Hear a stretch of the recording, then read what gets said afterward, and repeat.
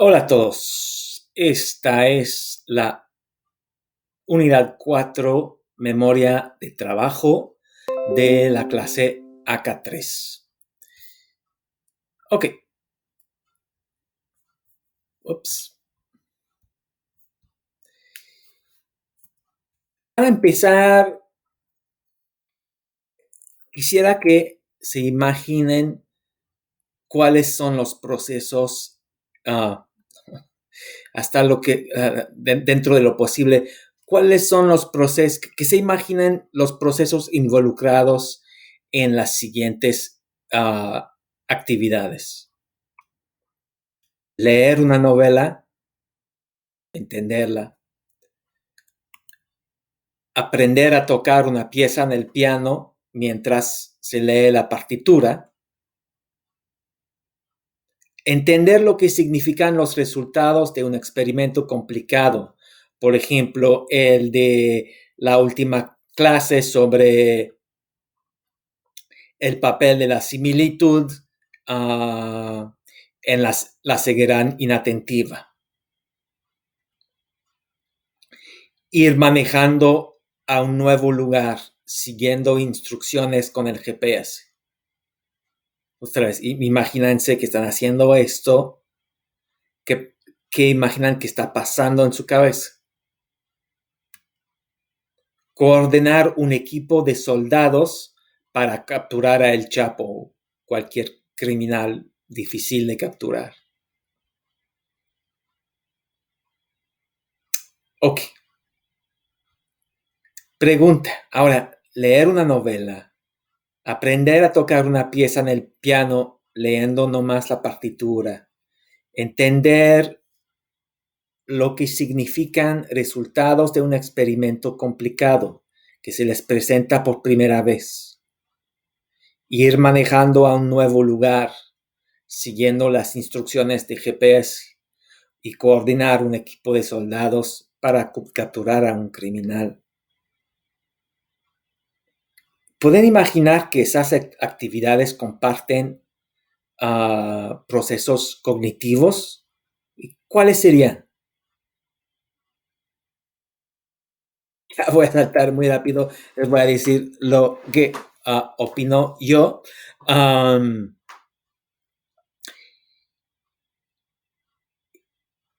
Dentro de varias cosas, el meollo de lo que comparten creo que es algo de que he hablado en una clase muy de las primeras, es que todas esas actividades requieren que mantengamos información relevante para la tarea en curso, activa en memoria, que la actualicemos según el contexto y las necesidades mientras realizamos la tarea.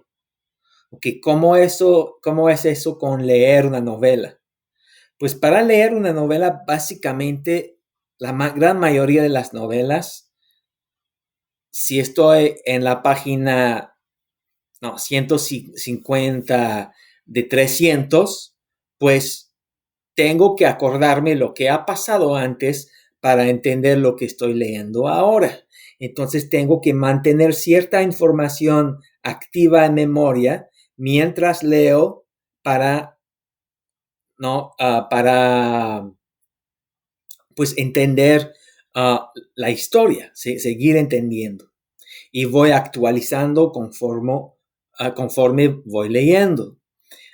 Tocar el piano, pues voy leyendo la partitura, me avanzo un poquito, mantengo en memoria lo que viene por tocar, lo que por ser tocado, y al mismo tiempo estoy tocando, ¿no? Entonces, aquí es una muy clara ilustración de este fenómeno de mantener información activa en memoria mientras hago una tarea compleja, que es tocar el piano.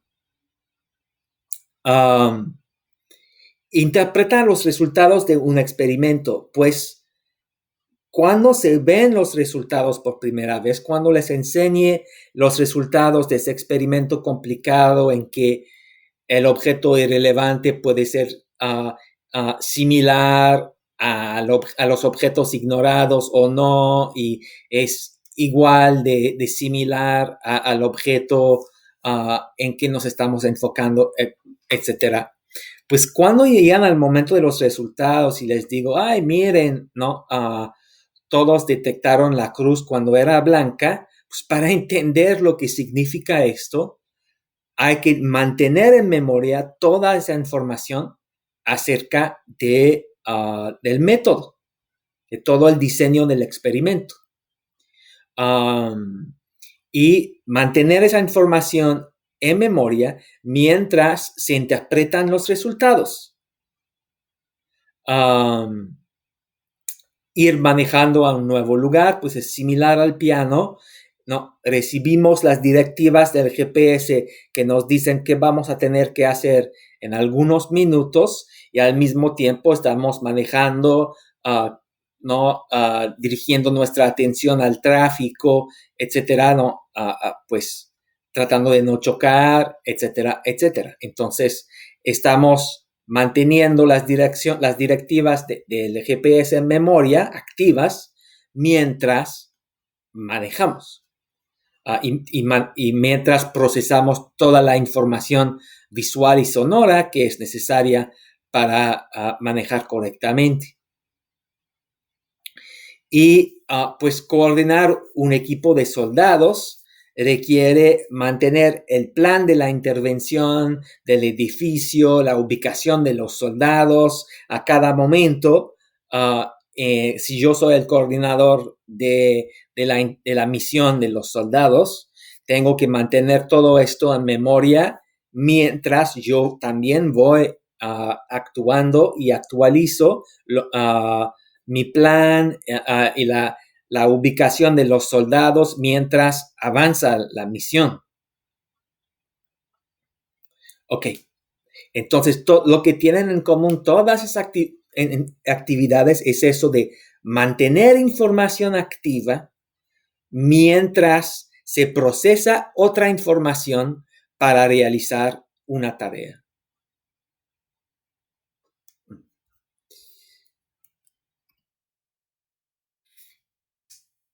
Eso lo voy a saltar. Ok.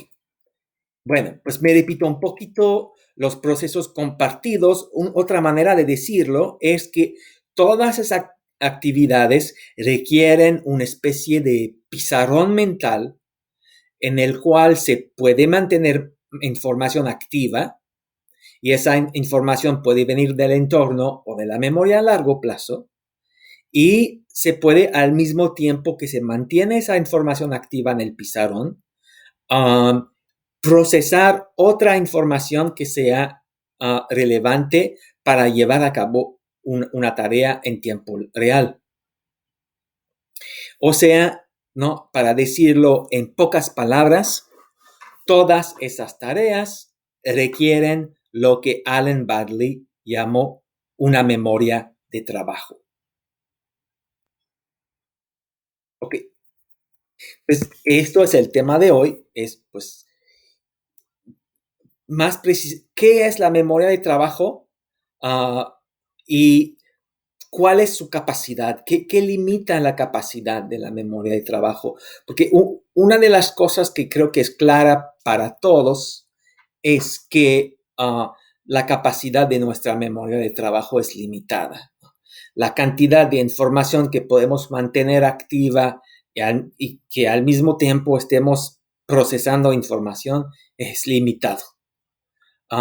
Entonces, lo que vamos a preguntar es, ¿qué es lo que limita su capacidad? ¿Cómo se, no, pues la capacidad de un vaso, pues es una cierta cantidad de mililitros. Pues, ¿cómo medimos la capacidad de la memoria de trabajo? ¿No? ¿Cuál es la unidad de medición? Ok. Pues la primera idea que tuvieron los investigadores, y creo que la primera idea que se nos ocurre, tal vez por la influencia de esos trabajos anteriores, es que la capacidad de la memoria de trabajo es limitada a un cierto número de ítems que pueden ser mantenidos activos al mismo tiempo. Entonces, si es así, pues un determinante importante de nuestro desempeño en tareas mentales complejas, del tipo que acabamos de ver, será el número de ítems que podemos mantener activos en la memoria de trabajo. Más ítems podemos mantener activos en memoria de trabajo, mejor nos vamos a desempeñar en todo el tipo de todos los tipos de tareas que acabo de mencionar y muchas otras. Entonces, esta es la primera pregunta que vamos a investigar, a saber si la capacidad de la memoria de trabajo es limitada a una cierta cantidad de ítems que pueden ser mantenidos activos. Aquí la pregunta es esto, es la memoria de trabajo es una especie de caja o de almacén que solo puede mantener una cierta cantidad de ítems. Esto es la pregunta. Entonces, ¿cómo podemos saber si es eso? ¿No? Pues tal vez parece que obvio que sí. Bueno, entonces, pero ¿por qué parece tan obvio? ¿Cómo sabemos? ¿No? Pues ahí va una manera de pensarlo. A ver, si un determinante importante de nuestro desempeño en tareas mentales complejas es el número de ítems que podemos mantener activos en la memoria de trabajo, nuestro desempeño en tareas complejas depende del número de ítems que podemos mantener activos en memoria. Si eso es cierto, entonces las personas que pueden mantener más ítems en memoria de trabajo deberían desempeñarse mejor en tareas cognitivamente complejas, como, por ejemplo, deberían tener mejor comprensión lectora, ¿no? Ok. Problema. Hubo estudios ya en los 70s que trataron,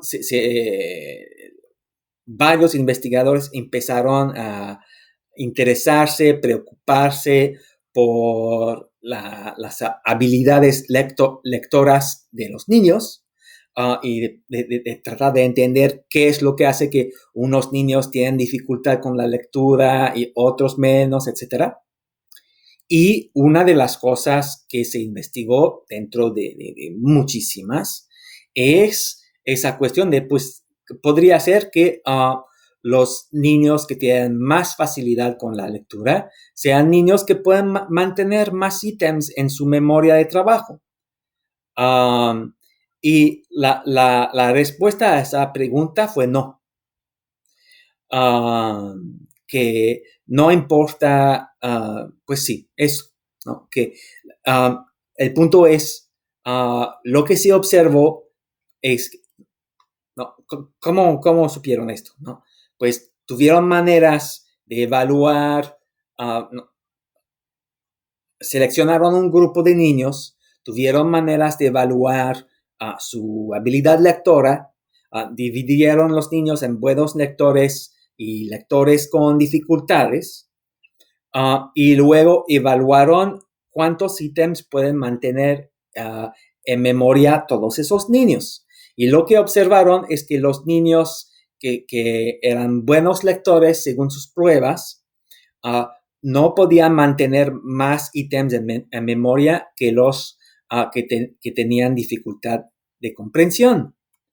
Entonces, esto no es conforme a nuestra lógica. Nuestra lógica era, pues, si la memoria de trabajo, lo que determina su límite es la cantidad de ítems que podemos mantener, y la memoria de trabajo es importante para la comprensión lectora, pues eso es sorprendente que los buenos lectores no puedan mantener más ítems en memoria que los lectores que tienen dificultades.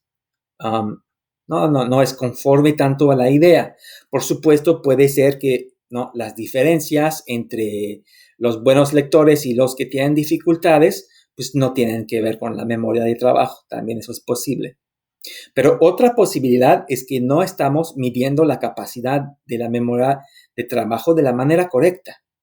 Tal vez no se trata solamente de cantidad de ítems que se pueden mantener en memoria. Tal vez se trata de otra cosa. Y vamos a ver que así es. El límite de la capacidad de la memoria de trabajo no es solamente una cuestión de cuántos ítems podemos mantener activos.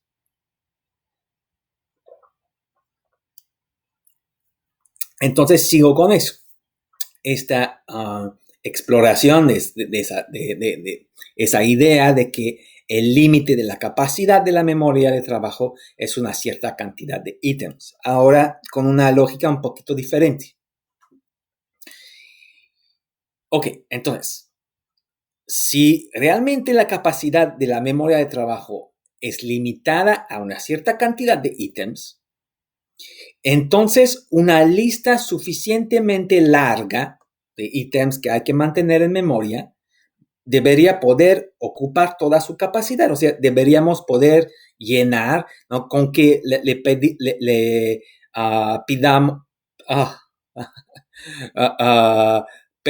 pidamos, pidamos a una persona que no recuerda durante un corto plazo una cierta cantidad de dígitos, por ejemplo, pues deberíamos llegar a una cantidad de dígitos que la persona, que es lo máximo que la persona puede mantener en memoria. ¿Ok?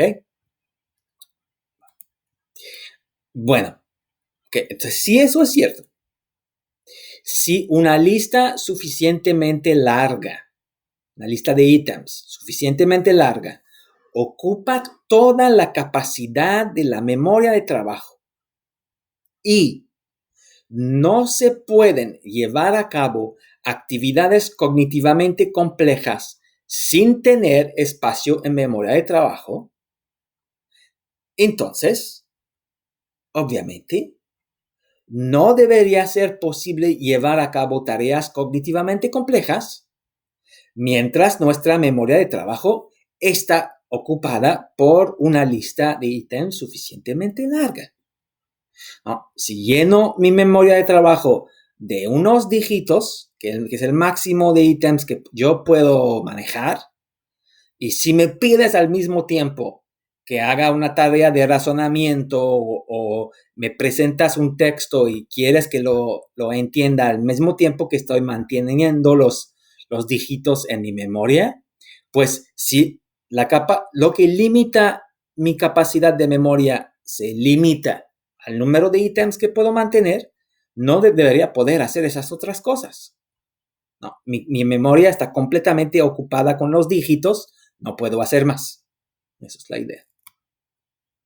Entonces, esto es una idea que Baddeley y su colega Hitch pusieron a prueba en 1974. Y hicieron exactamente esto. Pidieron a personas que hagan dos tareas simultáneas. Y una de esas tareas era mantener una lista de ítems de memoria. Y la otra tarea era algo un poco especial, que era evaluar si una secuencia de letras está ordenada correctamente según una regla. Y una vez que las personas habían evaluado esto, tenían que reportar los ítems que tenían en memoria. Les voy a dar ejemplos concretos para clarificar. Un ejemplo de ensayo en esta tarea dual de Baddeley y Hitch.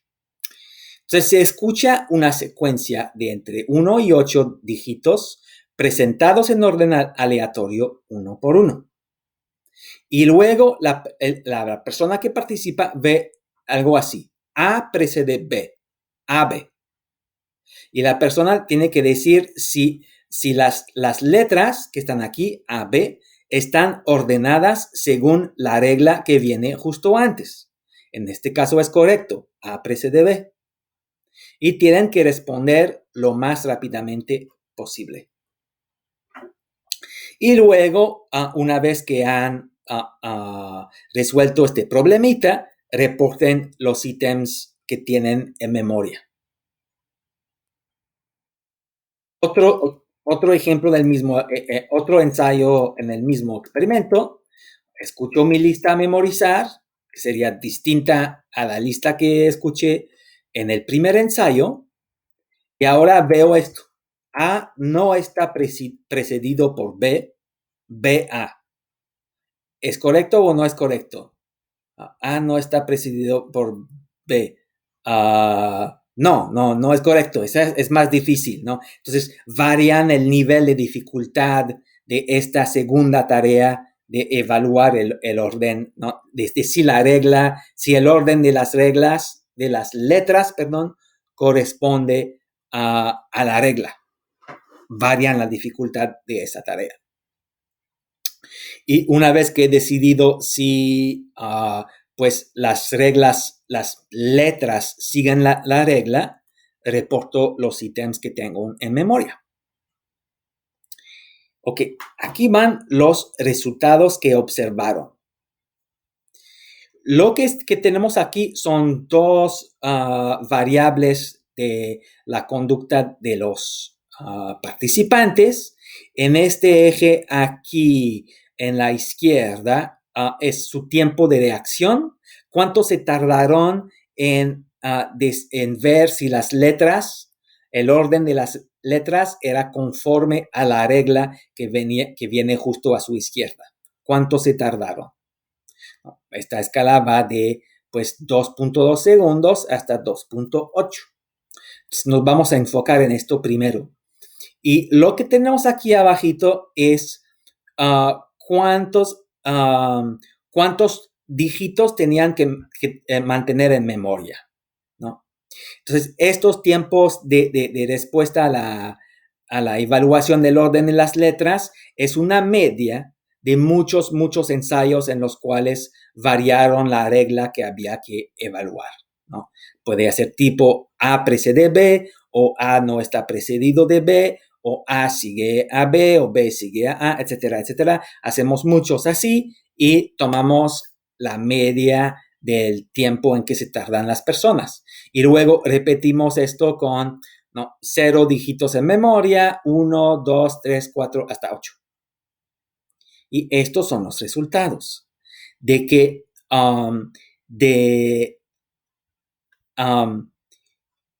entonces las personas hacen exactamente la misma tarea de evaluación del orden de las letras, y lo que variamos es cuántos dígitos tienen que mantener en memoria mientras hacen esa tarea. Y lo que vemos es, pues conforme se incrementa el número de dígitos que hay que mantener en memoria, la gente se tarda más. Pero, entonces, eso está bien, digo, apoya de cierta manera la idea de que el límite de la capacidad de la memoria de trabajo es el número de ítems. Pero no, ¿hasta qué punto la apoya? ¿No? La diferencia, el tiempo en que me tardo no más, un segundo más en evaluar las reglas, ¿no? Más o menos, cuando tengo 8 dígitos en la cabeza que cuando tengo 0. Eso es lo que vemos aquí. ¿Cuánto me tardo para evaluar el orden de las letras cuando tengo 8 dígitos en la cabeza? Algo como 3 segundos. ¿Cuánto me tardo cuando no tengo nada en la cabeza? Pues en este experimento 2.2 segundos. Entonces, la diferencia entre el tiempo que necesito para evaluar, ¿cómo decir? El efecto de tener 8 dígitos en memoria sobre el tiempo en que me tardo para evaluar el orden de las letras es de ni siquiera un segundo. Es muy poquito. O sea, la diferencia entre hacer la tarea con la memoria de trabajo vacía y hacer la memoria, la tarea con la memoria la memoria de trabajo casi llena, la diferencia es no más de 0.8 segundos. No es mucho. ¿No? Si realmente lo que limita la capacidad de la memoria de trabajo es el número de ítems que puedo tener en memoria, si realmente es eso, es algo sorprendente de que llenar la memoria, ¿no? Llenar mi memoria de 8 ítems solo hace bajar mi tiempo de respuesta o aumentar mejor mi tiempo de respuesta de 0.8 segundos. Es muy poquito. Es muy poquito. Y el otro fenómeno sorprendente es que aquí, esta línea plana, es el porcentaje de ensayos en los cuales hago errores. Y las personas no hacen que tengan 8 dígitos en la memoria mientras están, ¿no?, viendo el orden de las letras, o que tengan 0, hacen exactamente el mismo número de errores. Entonces, eso es un problema para la idea de que la capacidad, el límite de la capacidad de la memoria de trabajo es no más una cuestión de cuántos ítems hay en la memoria. Si fuera eso, esperaríamos que fuera, cuando tenemos 8 dígitos en la memoria, fuera prácticamente imposible hacer la tarea, ¿no?, de evaluación de orden de las letras. Pero no es por nada lo que pasa. Y observa, eso querían decir, ajá. En, oh, en algunas personas observaron Badley y su colega en ese estudio que se congela, eso no me gusta.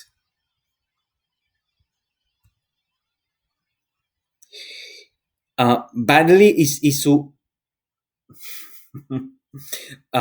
Badley y su colega observaron que en algunas personas